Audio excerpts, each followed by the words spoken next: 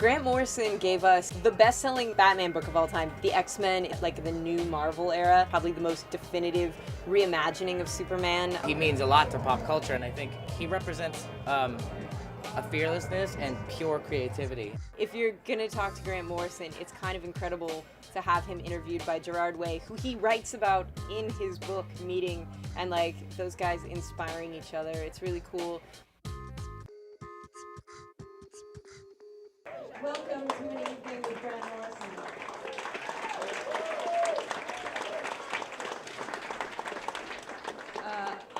I will be over here owling during the interview, which will be done by someone with a much better grip on Grant Morrison than myself, which sounds dirty. But let me start first and foremost by thanking all of you for coming out tonight. Let's thank Meltdown Comics for this great venue.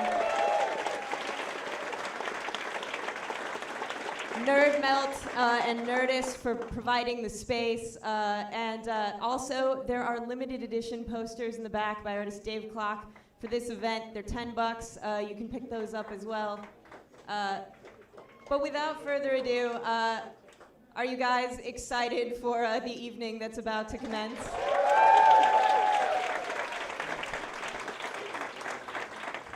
All right, right now I am going to bring out a guy who probably doesn't need an introduction, but he's going to get one anyway. You may know him from the band My Chemical Romance, or perhaps as the Eisner Award-winning creator of Umbrella Academy. Please give a warm welcome to Mr. Gerard Way.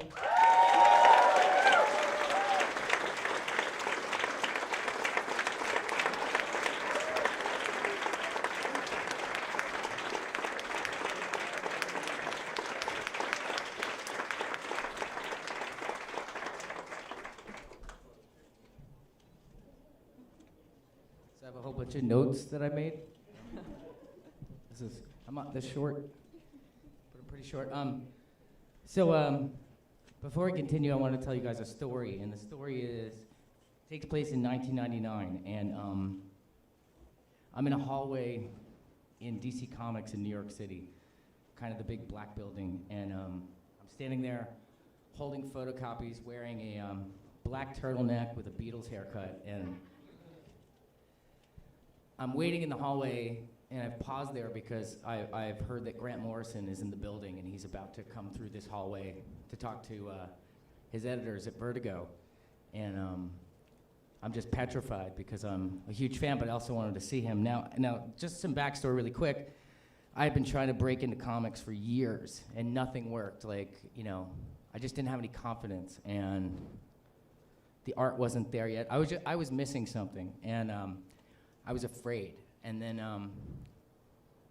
I looked to my left, and in walks basically King Mob from the Invisibles.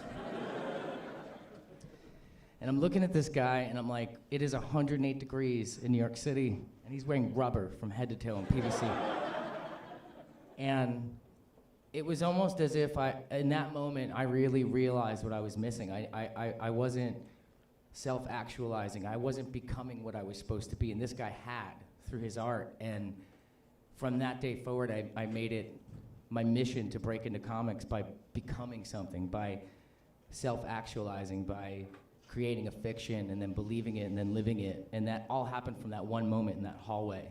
And I don't even think he saw me or looked at me. He just walked right by me. It was like a blur, you know. And so, you know, we've kind of come full circle, becoming really great friends over the years. And it's amazing that it all started in that hallway. So a man who's inspired me, cared for me, just given me the best advice. You know, I want you all to welcome Grant Morrison.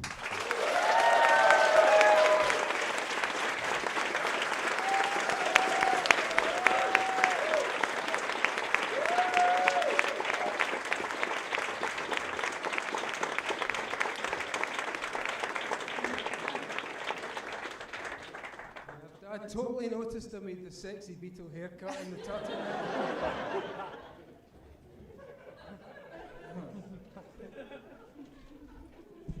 But he was just this kid going by. Yeah, I was. I think I might have been holding photocopies and coffee, and just coffee boy, worker bee. You call me worker beetle? Is that what you said? Worker beetle. But I mean, to me, I mean that's in a lot of ways, you know, the first part of Super Gods is really this dissection of Sorry, this. I noticed everybody. Hi, just kind of. You know that well. You only stare in one direction, but hello to everyone. Yeah, hi. I was actually very rude. I'm sorry. No, he's never rude. He's the most polite pop star on earth. Yeah, it kind of starts with a dissection and a history by somebody you've been dying to hear it from. But then, you know, the best part of the book to me is when you get to the part that's about a person that self-actualized, that became his dream, you know, that was fearless. He fought through the fear and became something extremely special. And it was that confidence, that fearlessness, that arrogance that you need to be what you've always, you know, what you're always supposed to become. To me, that's what I got out of Super Gods. So let's talk about that. That's so nice, isn't it? Oh, I don't know. You know, for me, it was like when I was a kid. My mum and dad went into the bomb, right? They were anti-nuclear activists. My father was a soldier, and then he got so into fighting the bomb, and he joined this group called the Spies for Peace, and they would break into military installations and take photographs. So I was kind of raised in this very paranoid atmosphere. It was like The Prisoner, you know, James Bond, 1960s kind of shit. And the bomb was the scariest thing in the world. Even my mum and dad were scared. My dad was a big tough guy. So when I discovered Superman comics and superhero comics in general, these were characters that could actually survive the bomb. And as an idea, they liberated me. You know, as a kid, you're scared of things. You're scared of the bomb, and suddenly here's a man who can take on the bomb. And he doesn't have to be real, because in the mind, these things are real. You know, and we were kind of talking about that earlier. So it was a magical thing for me, and the horrible paradox and the thing that comics always taught you. Because remember, Superman would always stand there. No matter what happened, he would stand and finally go, ironic. You know? And it's ironic because the same people who brought the nuclear missiles into Scotland were the military service personnel who worked on the Clyde and who's, you know, manned the huge US naval bases there. These are the same guys who brought the comics in. So they brought the bomb and Superman and forever fucked my mind. You know? So I don't know if that's only the start of the answer to this question, but just keep spinning it. Oh, man. Well, we had met up earlier, too. We've been talking about this for quite a while, so we've been going through stuff. So, you know, the beginning of the book, an amazing history of comics, dissecting every really big moment down to, like, just the first issue of Action Comics. And I had never even looked at it that way, of Superman, everybody in America being so angry at progress and technology that's why he's actually just destroying. And you had Charlie Chaplin doing the whole modern times stuff and the cogwheels, and that kind of industrialization was taking jobs away from real human people, and Superman was the response to that whole thing. You know, the guy's smashing a car. You know, like I said in the book, any other portrayal of that car would have been the Ford automated lines, this beautiful white walled trim, you know. It'd have been held up as a spectacle of America's triumphant industrialization. But for Superman, it was just another victim. And the first cover of Superman, he's smashing it off a rock. It's the most primitive thing, you know. I said it's like a cave painting discovered in the future, 3,000 years from now, and they dig this thing up, and Superman's banging a car off a rock. So he was Chaplin's little man. He was the hero of the Depression at that time, and that's what excited me about that cover, was to see it not in the historical context or as nostalgia, but as an actual living response to things that were going on at the time. And it's why it made Superman powerful. All right, so today you were on MSNBC, right? Did anybody get to see that? He was on fucking live TV. Like NBC. So I had to do my Ewan McGregor voice when I'm a bit more... That's exactly what he was doing. You can all understand me in any part of America, basically, when I talk like this. So... but actually, I talk like this, right? Yeah. Well, I see, maybe it's because me and Mikey are both half Scottish, but I've never had any problem understanding Grant, but I've heard people say, wow, how do you fucking understand him? And I'm like, it's just so incomprehensible. I'm talking the Queen's English. Yeah.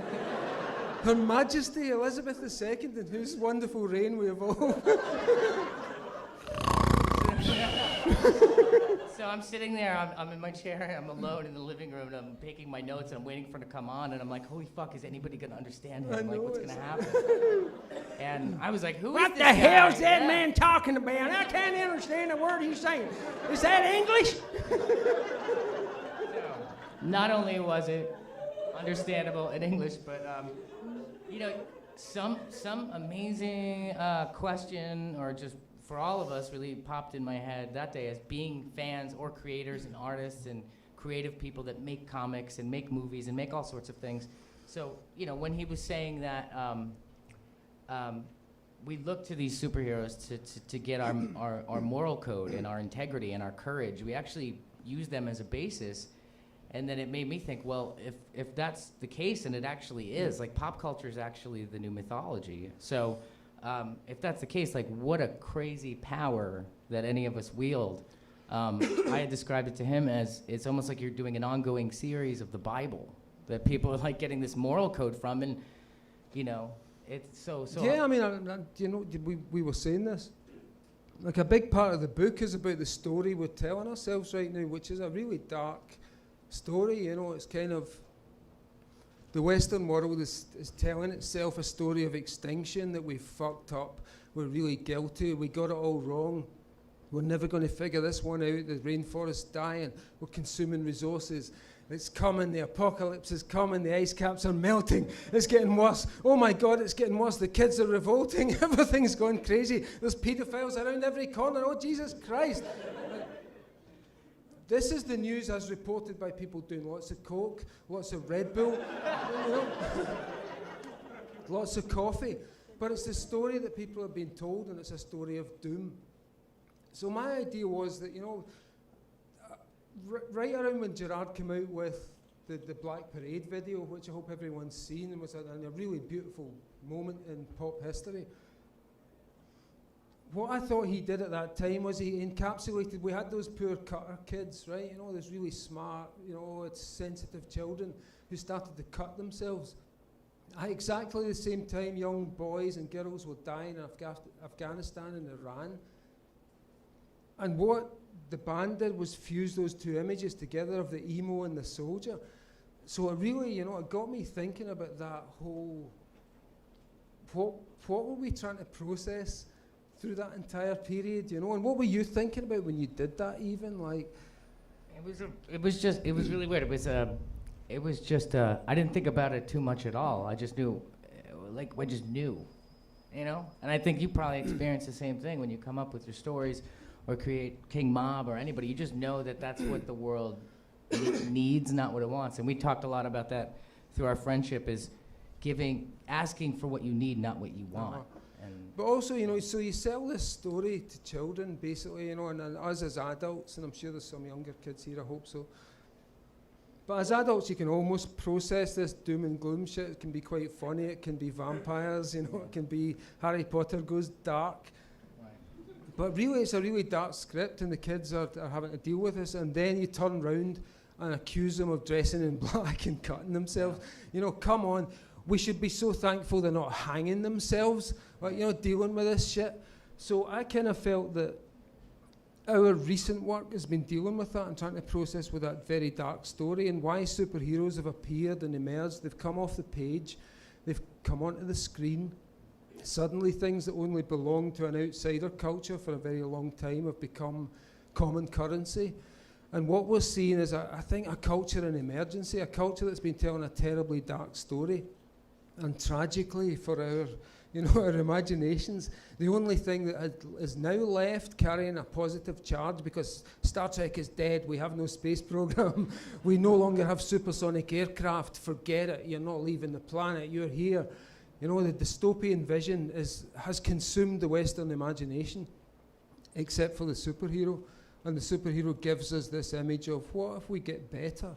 What if we can be smarter? What if we think about these characters that we created to save us in emergencies and apply some of their thinking to the problems that we have? And I know it seems ridiculous, you know, but negativity hasn't got us anywhere. Everyone's really depressed and the kids are cutting themselves.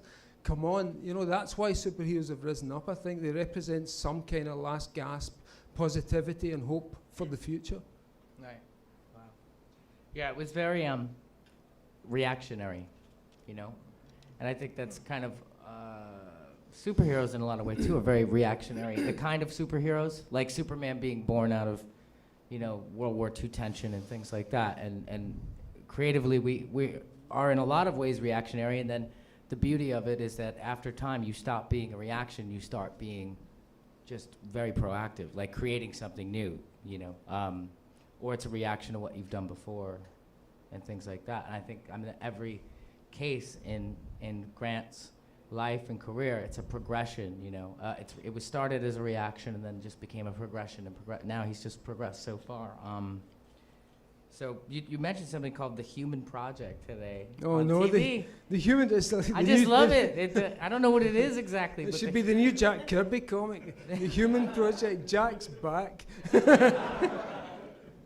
Oh no! So what was why did I mention the Human Project? Oh well, my God! you referred. No, actually, I act like it was something that I need clarification for, but I don't. I mean, Yeah. you referred to this whole thing as a human project, you know, and something about, you know, being fans of something, be it from Buffy to Superman to anything else.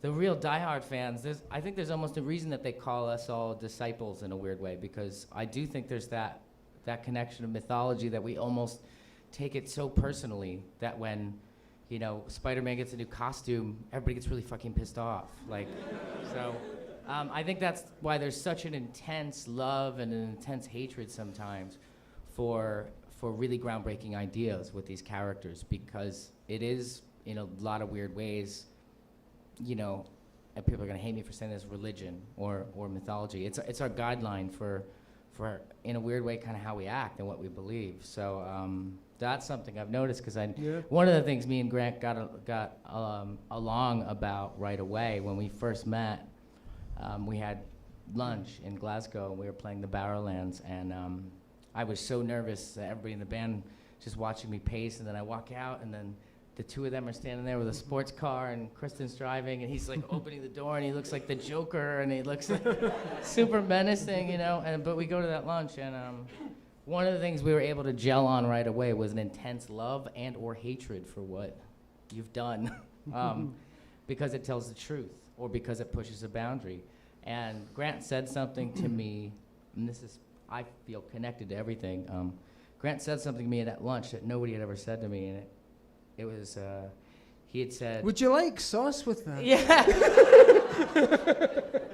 Sorry. No, it's fine, please, because I'm getting kind of heavy. So, but we did have haggis. That was the first time I had haggis, and it's not what you think. It's not that gross. I heard everybody go. No, is that gross? I've never eaten haggis. It was not bad. This is the shit we give to tourists. You know, it's like he's like Indiana Jones, and we come in and say, no, honestly, it's sheep's guts, it's blood, and oatmeal wrapped in a sheep's stomach. You'll enjoy it.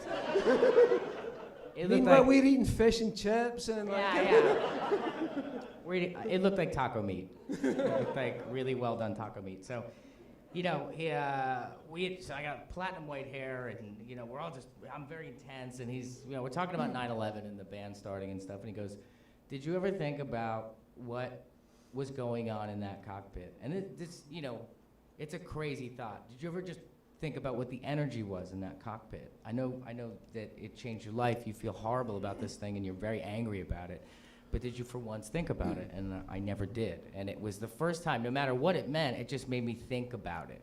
And the fact that he made me think about that which was an extremely ballsy thing to say to anybody, I think. But I thought about it, and it was the very first time that I started to feel better about it, and I don't know why. And that's, I think, why we're so close. Our relationship started with such an intense question that maybe somebody that was a hyper-violent person would have been offended by. But our relationship started with him just asking me a really, really hard question, and me just thinking for once about it. And I think then I started to get happy in a weird way, in a good way. Like I started to let go of things. That's nice. So I have so many notes. No, I mean, it was a very horrible, intense situation at a very pivotal moment in human history, I think. And, It was, yeah. Mm. It was. It changed everybody, but I never thought about it that way, you know. Let's see. Look at all these notes. So never mind the notes. let's talk about drugs because Let's talk about drugs! drugs. Come on. Let's just do it. Let's just get into it.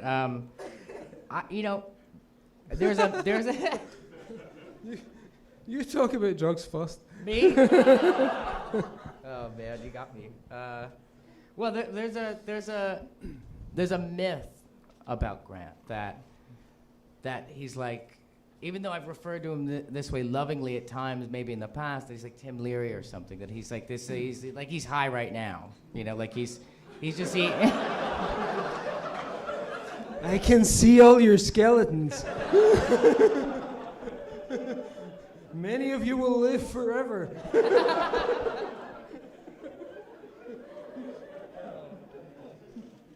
So getting to know Grant over the years, about I'd say about 6 months into really we got close. You know, me and him and Kristen got close very fast, and I think about 6 months in, we'd seen each other on the road again, or whenever they were over here, we'd hang out, and I eventually felt comfortable enough to ask him, so how many drugs were you on when you did Doom Patrol?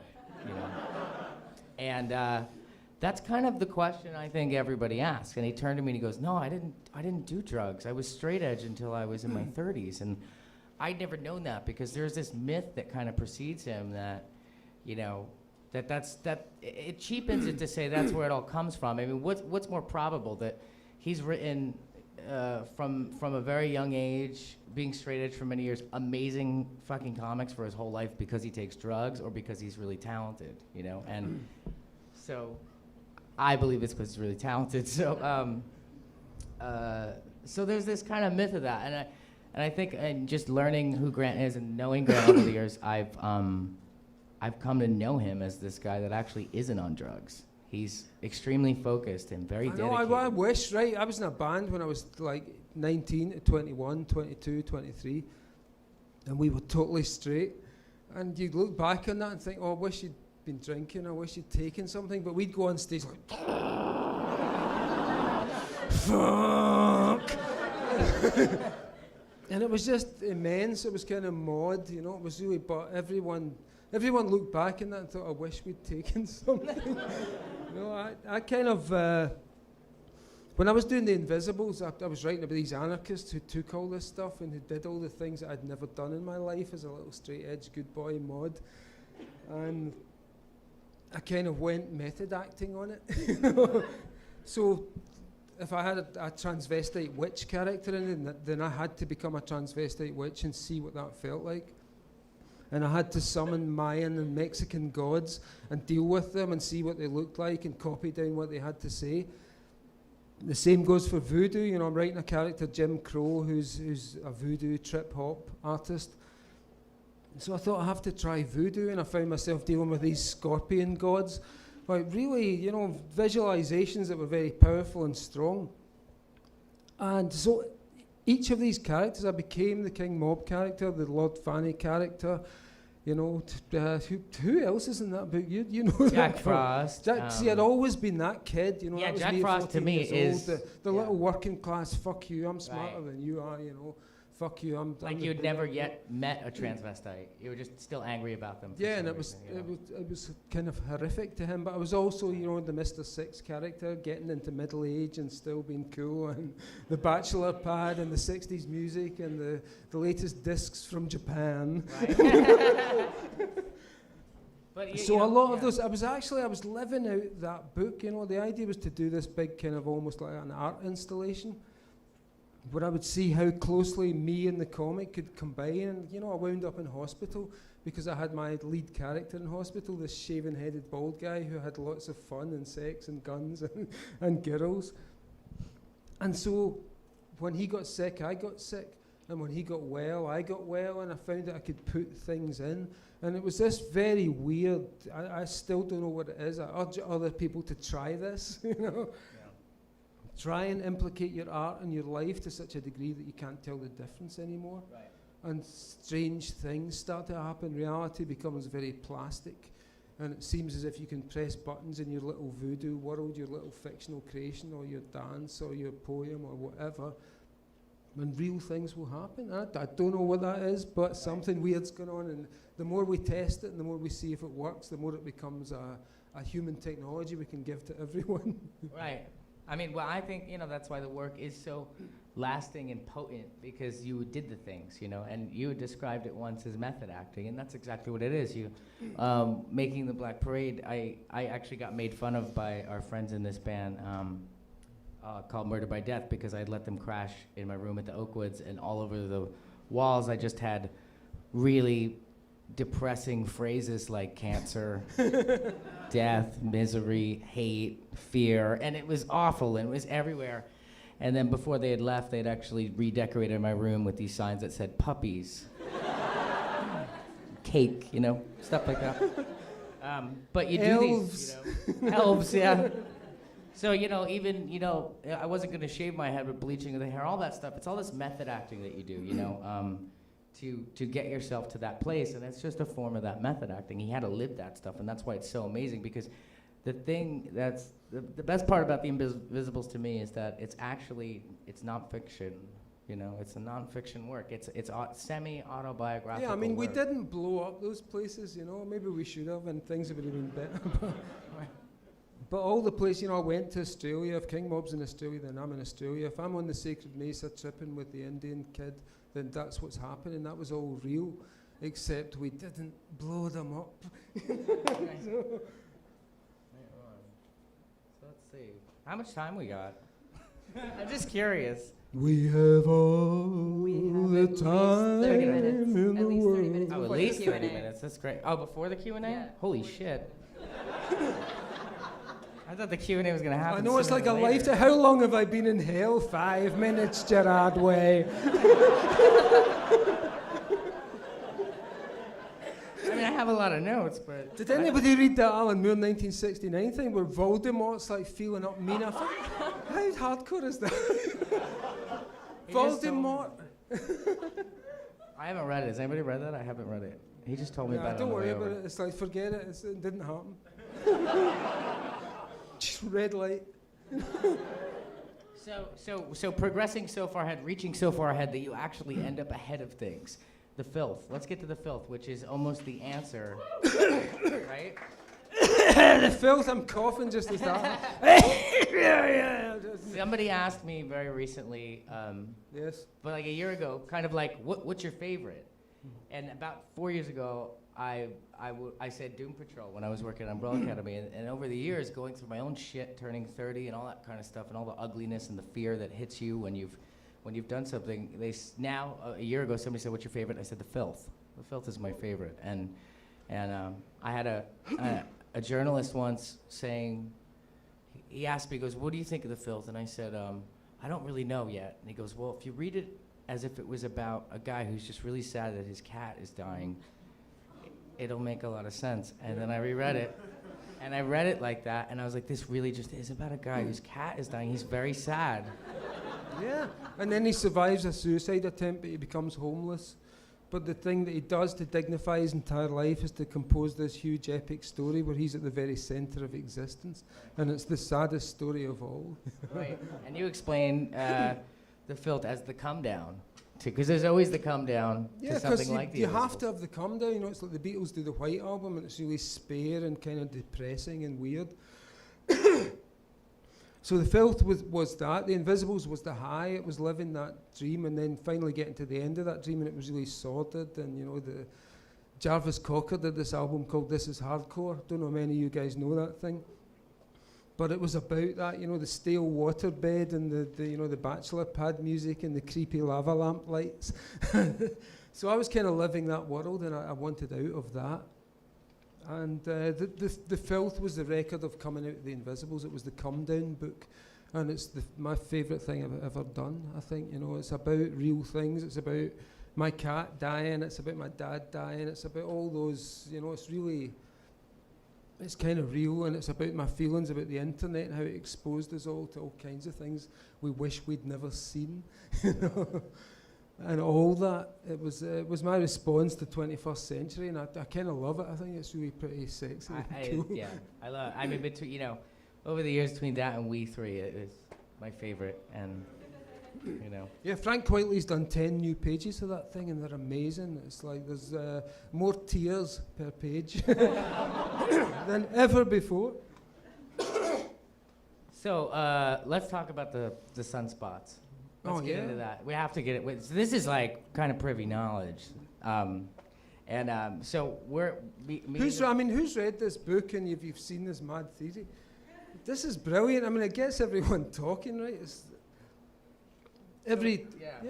Well, can you explain it? I'll be off a little. He has to explain it, but I'll set the story up by saying he was right there at the moment where the old style like Linkin Park new metal thing changed to the new hippie, and he was right on it with that Sgt. Pepper Is Dead, the Black Parade again. I thought that's why it was so amazing. It was right on the money. It was so of the zeitgeist. But we go to the Rolling Stone offices. Me and the band are hanging out. We're having a lunch.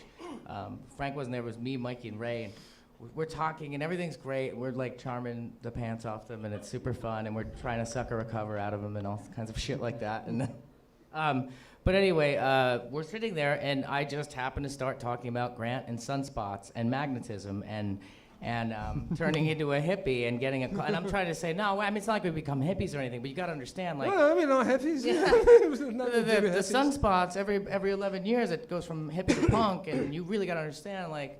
And then they're just, like, all sitting there stunned. They're like, you guys are full-on fucking hippies now. What happened to you guys? And I was like, no, you have to hear Grant explain it. And I think which led to... when does that hit the stands, you and Rolling Stone? I have no idea. Like this month, I think. Yeah. I don't know. They've got pictures of my old band, and these guys they'll freak them out. They've never been famous, and they should have been. Suddenly they're in Rolling Stone like 300 years after we were trying. But did he ask you about the sunspots? Yeah, but I'm suddenly an expert on this. It wasn't my idea. It wasn't his idea, but everything made sense when he explained it to me. So explain. Yeah, I'm really good at this, right? Listen to me. No, this guy Ian Spence came up with this amazing theory, which I read called the Sekhmet theory, who's the Egyptian lion goddess of the sun, and what a beautiful image that is already.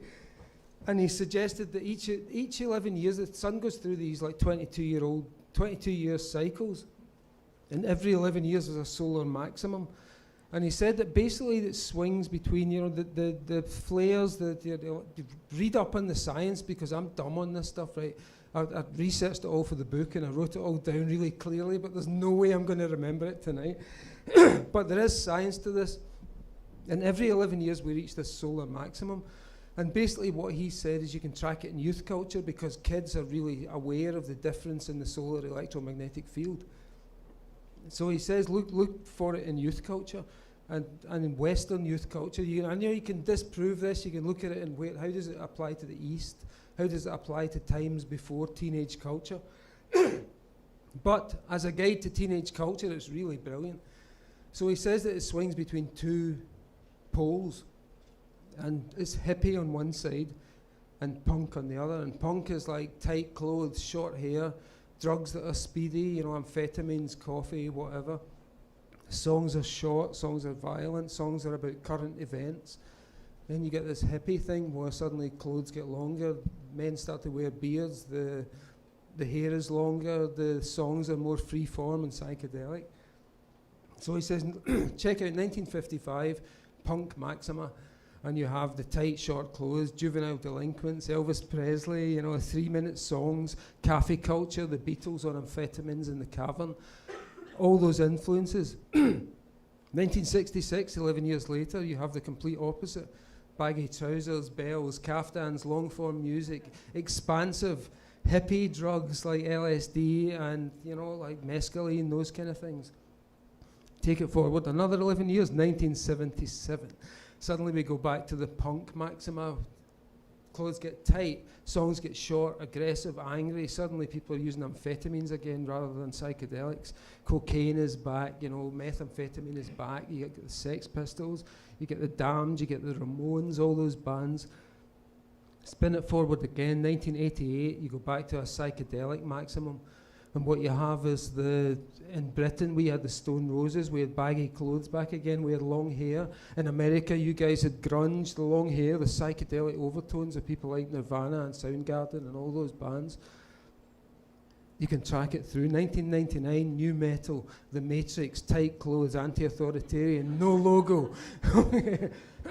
Honestly, you just follow this thing. And Spence, the guy who came up with the theory, he didn't get past 1988, but his broad predictions of how it would look, he said it would be an imperial youth, and he called them stormers. And think of the image of the Matrix and of Neo, and at that time, the way the comedy went from being surrealistic. You had Jim Carrey, we had all those very surrealist shows in Britain, and it went suddenly to really dark, satanic comedy, black hole comedy. People like Sarah Silverman suddenly rise up who are insulting people. So it's a really fun parlor game to play. And you can track comedy through it, you can track movie heroes through it, you can track comic books through it.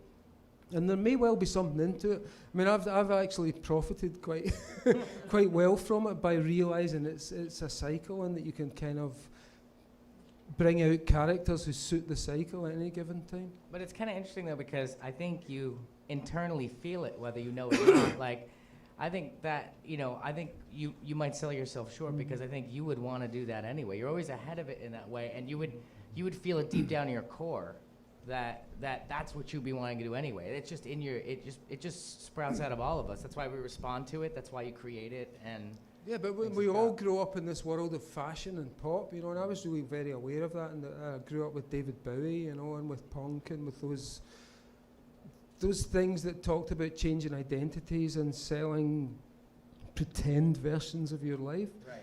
So it's that, that's what drove me in the beginning. Right. Multiple identities. Multiple identities, yeah. So let's see. Wow, let's see. Do you mind if I hop in with a follow-up really please. quick? Yeah, please. Just because you were talking about the cycles, one of the things that I found really fascinating in the last third of the book, you talk about Image Comics and the birth of Image Comics, and those guys being like the Ramones, which kind of ties back into the music thing. And I was wondering if you could elaborate on that, because I think now, in retrospect, sometimes, specifically some of those creators, we get a little giggly, people lack ankles, but like you had this really amazing defense but do you of think that. Jack Kirby, people lack fingernails, but it doesn't make Jack any less of a great artist. So no, I mean, huge conversation about this today, about Image and how much we love it, and we love that era for all the reasons I'm sure he'll probably. And at the time we were coming out of, the British invasion had happened, and there was that big influence of the alternative culture and literary comics. Alan Moore was doing the beautiful poetry, and Neil Gaiman, Peter Milligan, and the American response was just fuck you. It's like, you think you're bringing this faggy eyeliner art school bullshit to America. And it was brilliant, because it was so. I remember at the time thinking it was like European dance music, and basically they were just ripping out anything that wasn't cool. Chorus, nah, we don't need it. Verse, who needs it? Nah, Anatomy, we don't. Yeah, guitar solo, anatomy, who cares? Backgrounds, who cares? Research, who cares? New superhero, every page. And like a million muscles on the forearm. Like, it's like H.P. Lovecraft, but but kids would look at that and think, well, I can't do that. That's the way. Well, which is exactly the thing we talked about. It was pure American gabba gabba. That's what I said in the book. Like the Ramones. But it was also coming out of the same Generation X, you know, River's Edge, America, where all those kids were just like, you know, suburban kids were like, what have you got? You know, no future. No Nothing. future. No, it came out of no future. A lot of these things, the genesis of them is out of having no future. And I think, you know, the reason we love comics and we love Grant, I think everybody in this room at one point in their life felt like they had no fucking future. And I think that's the genesis of anything great, is you have no future and then you fight against it. It's like you fight against the universe and say, well, I think you're full of shit. I'm gonna fight until I'm dead, and I have a future. And then the future relentlessly offers you all these Batman fucking style puzzles and challenges. Now figure this one out. But yeah, I mean, then you know you have amazing draftsmen actually born out of that image era, like the guys like Jim Lee, who were just like at the top of their game. But it was the Ramones. There was no art school training going on at all. There was nothing from these guys were self-taught. And it was really expressionistic. It was very much from the head rather than from any kind of training and it was supplanted immediately by the Alex Ross, Brian Hitch photographic style, which was the complete opposite of that. Right. Yeah, it almost just got lifted out of the throne right away. And then all those image heroes became the bad guys in the comics, you know, all those muscle men who just killed instantly or snapped your spine over their knee if you dropped litter. You know, those guys became the bad guys in the comics after 1995, you'll notice. So let's talk about having no future. Let's talk about that. Yeah, let's talk about having no future. Let's talk about just that place where. Let's talk about all our skeletons.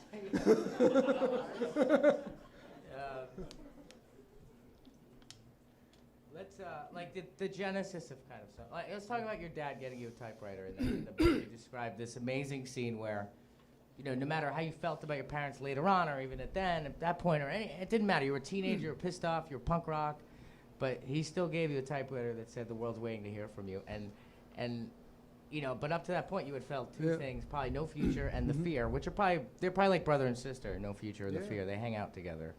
Well, no, the worst thing is it's not no future, it's just the future where nothing happens. And you're just in this room. And it gets greyer and greyer and greyer, and you eat the same dinner every day, and, you know, there's nothing happens. So, are we ready? How did I get out of that? Yeah, what was your trigger? I had triggers. What was your trigger? Comic books, that was it, you know. And that's why that spooky pregnant pause where you thought, oh my God, he doesn't know where he's taking us now. I got out of it with comic books. They taught me that words make a difference. And like you said, my father gave me a typewriter. So all tied in. If you're nuts enough, you can project a lot of pattern onto the universe, you know, and it makes it more interesting, exciting and sexy to live with. So my pattern was that if you become a writer, certain things might happen that will make your miserable little working class fucked up life better. And then my dad, who, you know, as I say in the book, he's a lovely man. He was a soldier. He fought in the war. He fought for people. He was a socialist. But he made me a pacifist. So as a pacifist kid, you have to develop very weird strategies at school, as you might imagine. You know, and I was weirdly enough, I wasn't bullied by anyone at school, but I found myself having to develop this storytelling ability. And so I was really, that's what it was about, and I'm sure that's what it was about for you. And when my father gave me a typewriter and it said, son, the world is waiting to hear from you, you know, it was this epic moment for me, and I felt I really had to live up to the responsibility of that typewriter. And it still sits pride of place in my fortress of solitude, you'll be glad to know. I think, well, for me, in a weird way, it started probably with Colossus from the X-Men, was a pacifist, and that was where I got that. But it's actually kind of crazy trying to go to middle school and high school as a pacifist, because you just, you know, people will rip your fucking head off. But also you get a lot of rage inside. You know, I had to go to martial arts to process out 20 years of this madness. Because my dad was a soldier and he dealt with things by just punching people out and standing back and, okay, you're dead, pal. For me, I had to talk to people and negotiate and deal with things and be a communicative person. I can get myself pretty much out of any fight. I think there's been numerous times where I've basically convinced somebody to not hit me, and it's always worked. So And I come from Scotland where basically everything is an invitation to a fight. You know, you just walk out of a store and you see something, what do you want? Fucking, you know, He came to Glasgow and I was with him and we're walking across the square and it's, Gerard weighs a wanker! And I was pretending I'm the Russian bodyguard. Well, keep away from Mr. Way, he's not willing to talk to you. And these kids are surrounding, fuck you, you're fucking useless and your brother's useless as well. They were at the show, the same kids. They were there. I think they were in the front row. And those were the fans. Those were the fans in Glasgow, Scotland. Everything's aggressive. Even pacifism is fucking aggressive. So, all right, so we become what we believe. And we imagine the dove of peace descending on our humble assemblage tonight. I'm actually really glad we glossed over that drug thing. So No, I'm quick. glad. We got right through that fucking thing. Drugs, I'm sick of it. You know, I know, people you just must keep be. saying I take all these drugs. You know, I wish I I'm wish sick I'd of the taken drug all the questions drugs from- ever. Yeah. And then it would be over. I wouldn't have to talk about this ever again. Right. It's like, yeah, you almost get upset that you were ever really honest about being blown out of your mind. You on talk cocaine. about it for 8 years and suddenly you're that guy and everything comes out of that and it's really weird, you know, but who cares? I watch these crows now, the crows, and it's like shamanism, the crows learn to fly, and so I'm kind of into that nature kind of stuff. Well, magic, I mean, you know. The crows! I'm a big Crow fan, actually, anyway, myself. So, are they really remaking that with They've Bradley got Cooper? tremendous beaks.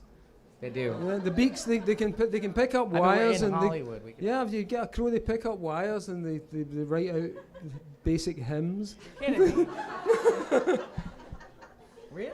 No, crows are super intelligent. They've got this thing in their head. Not that some scientists here will absolutely confirm what I've got to say. I don't doubt you. I don't doubt you. No, crows have got this module that takes the place of the human neocortex. So they're really these super organised, really smart birds, and we watch them doing their thing outside, and that's worse than drugs, you know. And they train the little ones to eat smaller birds and things, but you watch them learning how to fly and stuff. Nature is so far beyond psychedelics. We have about 5 minutes, and then we'll open it up to the Q&A. If that's Cool. Yeah, totally cool with that. So, everyone, please talk amongst yourselves for a moment. Okay, at the very end. Yeah. so we're gonna talk about magic really quick one last time. We're gonna open up to you guys. I'm gonna say, or maybe we should save it. We'll talk about magic. We'll do Q&A now Yeah, to just buy let's us 5 minutes talk. at the You know, end. everyone's sat for a long time listening, so thank you. Yeah, So- yeah. Seriously, thank you guys. There's a gentleman out there with a microphone somewhere in this vast swarm of people. So if you want to ask a question, go ahead and raise your hand. Not all at once. There's definitely please, someone yes. up front for sure. Here it comes. There's a gentleman right in front of you. Let's start with him and we'll move our way up. Hey, how's it going? Yeah. That is my old roommate from Chicago. Yeah. Not seen in a decade. Yeah, I know. Yeah, it's Super totally surreal. crazy. You look great, by the way, and all that Magical stuff. realism You know? Yeah. happening Everything right here. connects. No, it's awesome. Yeah. No, but seriously, I was wondering, when is Final Crisis 2 going to come out? Never. There will be no final. Come on, it's fucking called final. Well, I don't. No, see, that was my joke and everything like that. You know, like. Final Crisis 12. Yeah.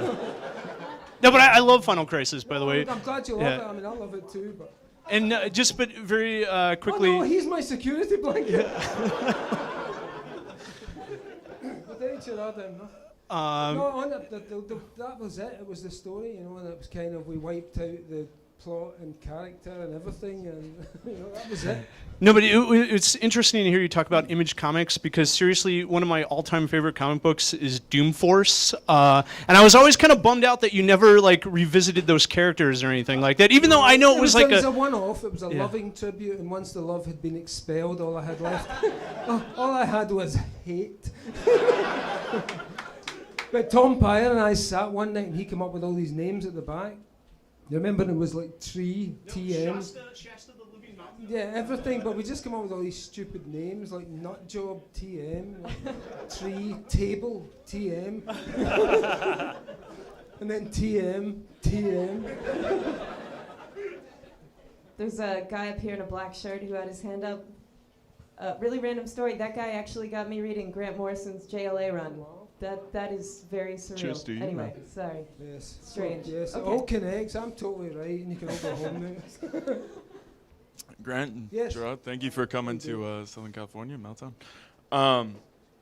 Where do you know like where to draw the line in doing your own writing? I mean, you've observed that you're able to cause changes in the world. I mean, how does that kind of fear affect you, or? No, I just think anyone can do it. You know, these things happen or they don't happen. Some work that you do doesn't have any effect at all.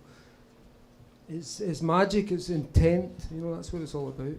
And some things are just entertainment, you know, and some things like obviously The Invisibles or All-Star Superman was very much, here's a solar hero, here's how it feels, this endlessly recurring story. So it depends on what you're trying to get across. Simple. It's instinctual. Do you find that too, that having an impact on stuff actually starts to become like a drug in a weird way? You don't become afraid of it. You actually just say, well, I want to have more, I want to have more, I want to have more impact. Having It's an not about impact having on power, but what, like youth culture, anything. no, it freaks me out. It's getting creepier and creepier because people are buying into this book, you know, and it seems to be doing very well. And it's honestly, I find it really strange. I just live in the country and I watch crows, and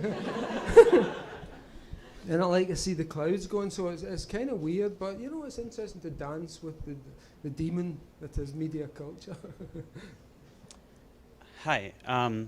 Rarely has like one writer opened my mind up in so many different ways and so repeatedly. One of the ways and one of the things that actually was most incredible for me was at the beginning of the second volume of The Invisibles, when the group went through sort of the intentional personality shift. Yeah. Everyone took on a different role. You've already alluded to the fact that you throw yourself or you cast yourself as many of the characters in your writing, and that becomes a very real thing for you. Mm-hmm. Do you find that you have a very strong sense of self that you latch onto in your writing, or do you find that every day when you wake up you wonder who you're going to be from moment to I'm moment? just so absolutely rooted to who I am, unfortunately.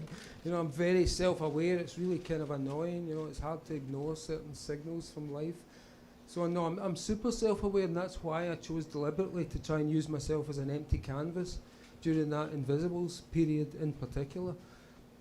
But even with Batman and Superman, you know, when I'm doing the Batman stuff, I'm running up the hill and trying to be as much like Bruce Wayne as possible, which is less and less with each passing year. But you know, yeah, I try to learn from them. That's what they are for me, and I think that's what they are for all of us. These are living ideas that carry very powerful charges, and I think they can, they can refresh and enlighten us in ways that, you know, maybe religion once did, and these characters can do without us having to believe in them. There was someone at the back I saw. Yeah, hi. My question was, what are the chances of maybe one day getting a Doctor Who Grant Morrison episode?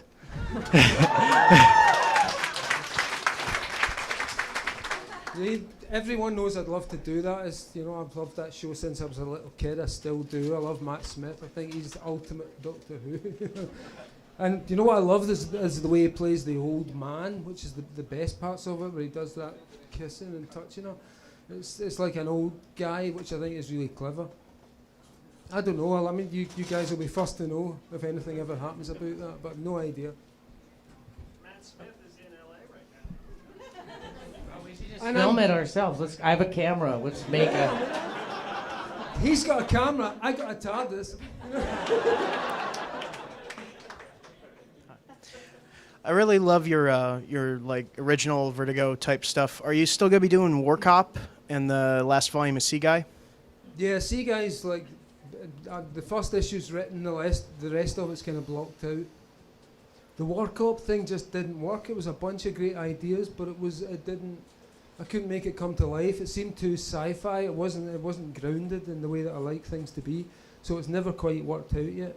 although there was a whole bunch of notions attached to that name over a long period of time.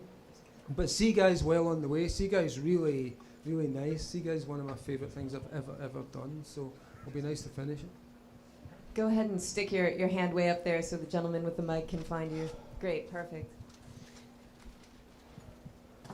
All right, this is kind of a question for the both of you. Mr. Way, you said that at Mr. Way. Say, Mr. Way, you said something you're gonna regret. Only kidding, go on, sorry. No, just that Mr. Morrison used to be so unreachable and untouchable. But I was just wondering, like, what closed the gap, like how you two connected? What were you? Where? Where I? Were he? I don't. There was just a mutual, I think, admiration for each other's work. You know, he didn't even yet know about the hallway incident. I just spoke about him in a Spin interview, and then I came to find out that he was a fan of Parade, and we just met up. And We honestly, we really got on. You know, some people you just get on with and you end up hanging around with. And, you know, I really got on with Mikey and the other members of the band, and we became really good friends. Yeah. It's very simple. it was very quickly Meeting of turned- the minds, and we were into stuff that we could talk about, which was good. Yeah, like it turned into a family. You know, that's been the most amazing thing I think about what's happened to the band, and with Grant and Kristen, and like all of us just kind of became this really cool, like hippie family. I don't know. And I'm Uncle Fester now. It fucking had to happen in the end. You know? So I don't know. Were you unreachable though? Was that the thing about him? Yeah, That- I really try to be unreachable. I have no email. I never look at email. I don't have a phone. And my wife, Kristen, does all this really heavy work on the communications network. And I do not. So no. I believe there was a gentleman in an Ed Brubaker-esque hat who had a question. Oh. That's all I could see was the Brubaker-esque hat. Hi. Okay. So the car smashing Superman. How does he become stately all-star Superman? What does he learn along the way? Oh, come on, what are you asking me for the next 20 years of plots? It's the same person. It's, you know, it's Superman. He loves us all, but when he's a younger man, he expresses that in a much more fauvist or dadaist way, shall we say. You know, he has an attitude to machines which is almost sculptural. He likes to bend and twist. So no, it's about that guy. The journey may not necessarily be part of it, but yeah, it may well be. I'm not going to tell you all this. Look, he's looking for season 2 shit. all of the above. I had 2 questions. One, over here in the dark. One, I was talking to Doc Hammer at Comic-Con, and I was asking why he didn't promote his band Web. So I was wondering if you guys ever thought about doing a musical like project with a bunch of other creators like that. Who us? Yeah. You guys have all been in bands. We've never talked about it. In fact, No, I hate music and everything to do with it. it's really crazy. I guess because we've been friends now, it seems like I think 5 years, but we've had so much else to talk about that we actually don't. The only time we talk about music is we talk about bands that we both love, like Pulp or Stone Roses and bands like that. We've actually never talked about it.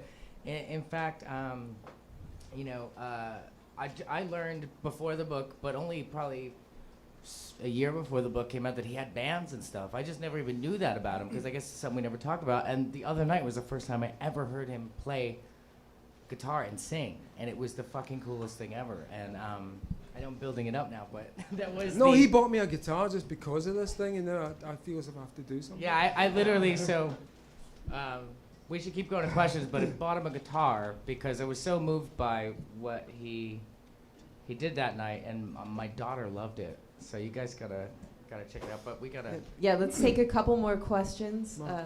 Actually, a good follow-up on this is... He needs no microphone. Here you go. Long-time listener, first-time caller. Hi. Talk to us a little bit about how your musical influences play into how you structure your scenes, sometimes how you structure your comics. Because I know you're very conscious of rhythm, you're very conscious of melody as you manage to transcribe that from the musical field to paper. Yeah, I've always thought of comics as music on paper, and you can kind of structure stories like songs. And it's the idea of always ending on the same chord or the same key. So you find an image that you can repeat through the whole issue. Particularly recently in the Batman and Robin thing with Kathy Kane, the entire story was actually written as a song. So you have a verse, and then you have a chorus, then you have a middle eight, which is done in the style of Alberto Breccia, the Argentinian artist. Then you go back to the chorus, and then there's a final verse, and the story's over. So all of these things, yes, it's always been in my head. I listen to music when I'm writing. I'm feeling the beat when I'm writing those stories, and the voices are going along to the beat. The voices are kind of rapping along. Yes, gentleman back there. Oh, it's sweating now. It's like the Beatles in the cavern. It's like yeah. Hey Grant, this is a very fanboy question, but one of my favorite characters you ever created was Zorn for New Zorn, X-Men, lovely Zorn. and he turned out to be such a he but that's what I'm curious about. Never trust gurus. That's all I'm telling you with that one, man. Well, don't trust any of this crap. You taught me that at a very young age because it broke my heart because he was such a good person at his core and he had such a good soul. And but that was Magneto's true self, was that good person, and I kind of thought it was very faithful to the character because he was suppressing all that in his attempts to take over the planet. And so Zorn was his inner genius, his good guy, and his philosophical self reduced to an essence. So that was planned from the beginning to be Magneto. Yeah, it was always Magneto because I based it on that old Neil Adams story, which I thought was the greatest ever reveal in X-Men, where they're in the Savage Land and they meet this white-haired guy and they don't know who he is, but the very last page of the issue he's picking up Magneto's helmet and he says, "Clothes do make the man." And it's just perfect. So I wanted to do something that rivaled that and have him taken off the mask this time to reveal the same white hair, the same Magneto. I was a very heartbroken teenager when that happened. So. I love that character. I can see your heart is now mended. I think all we've is got- well. Oh, sorry. I think we have time for one more. The gentleman up there. No pressure. Hey. No pressure. Hey. Final question. Well, this question actually inspired by what you were saying early in the talk of superheroes being like the one beacon of hope in this really nihilistic time. And then kind of playing that with the tagline for Final Crisis of the day Evil Won. Yeah.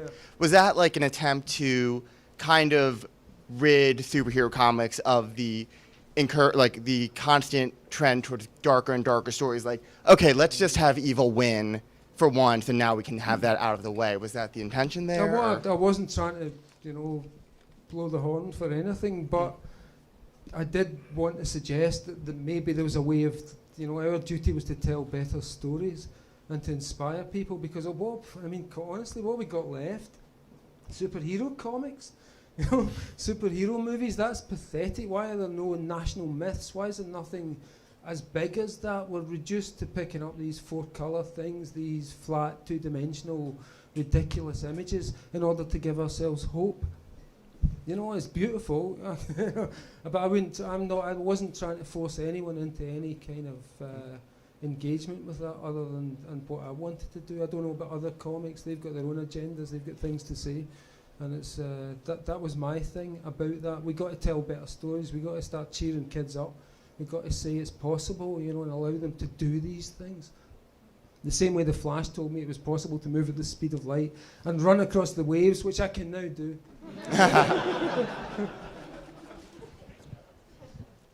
Hey. All right. So I think you guys had. Yeah. So, so please, everybody, give a hand to Blair. Who's done an amazing job.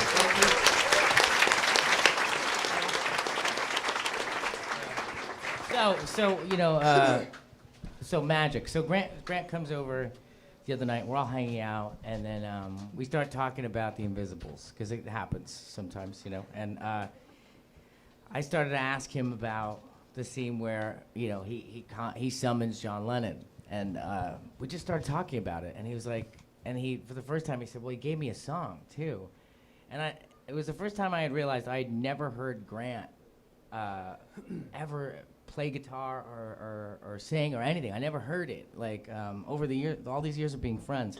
And so I just said, wait there, I'm gonna get a guitar. And I ran to the office, I grabbed the guitar, and then instantly, within seconds, luckily it was in tune. He started playing it. You know, my daughter, who's 2 years old, runs in the room, starts clapping, like, and so John Lennon gave him this song, and he conjured him. He believes that. I saw a 2-year-old react to it. I believed it. I believe anything anybody believes, and I think you should hear the song. So no, really. I thought, what can we do tonight that's really stupid, and that I haven't done before? As Gerard said, this was before I did The Invisibles. I decided to treat John Lennon as a god, and I did ceremonial magic because I thought I'll test these techniques. I've seen that they can conjure things that look like images of demons or gods. What if I do someone that I know for sure is not a god? It's just something I made up. So I surrounded myself with Beatles albums, like a magic circle. I wore my paisley shirt and I had my Beatle boots on and the Rickenbacker guitar. And I played Tomorrow Never Knows on a loop. And I conjured John Lennon the way that you would conjure a medieval demon or god. And basically what I did was take everything out of the room that wasn't Lennon, and suddenly this visualization of a gigantic chiming head of John Lennon, as it appears in the first Invisibles book, was right there in my room. Everything in the room contributed to the idea of Lennon himself was present. And he gave me this song, and I played it to him the other night. So, so I thought, wouldn't it be the most ridiculous thing to end on this song? And so honestly, if I fuck up, just please be nice to me. Yeah. And my voice is not what it was when I was 21, but I'm going to do this because this was John Lennon shit. As it happened, recorded. My band did a version of it, but this is the actual song that I got that night, and it's kind of funny. Look, Gerard Way's getting my guitar. It's like.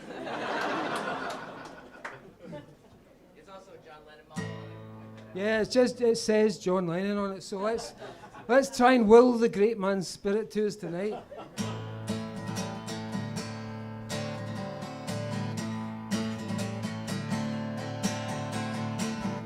Keep taking the pills. Keep reading the books. Keep looking for signs that somebody loves you. Keep walking the dog. Keep taking the drug. Keep looking for signs that somebody loves you. 1 and 1 makes 2 if you really want it to. Talking about love. I'm talking about love. Keep watching the skies. Just a word to the wise. When will you realize that somebody loves you? Somebody loves you. 1 and 1 makes 2 if you really want it to. Talking about love. I'm talking about love. All I wanted to be. All I wanted to be, yeah, was a Beatle like you. John Lennon like you. John Lennon like, John Lennon like, John Lennon like, John Lennon like you. John Lennon like you. Oh, John Lennon like you.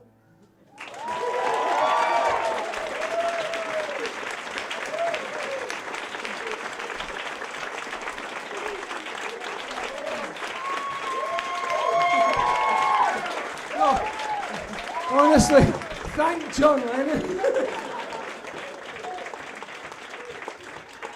Guys, give it up for Grant Morrison. Gerard Way. Thank you to Meltdown Comics, to Nerd Melt, to Dave Klock, who's got the posters in the back. They're going to be doing a signing up front. And thank you guys so much for coming out tonight. Once again, a round of applause for these guys.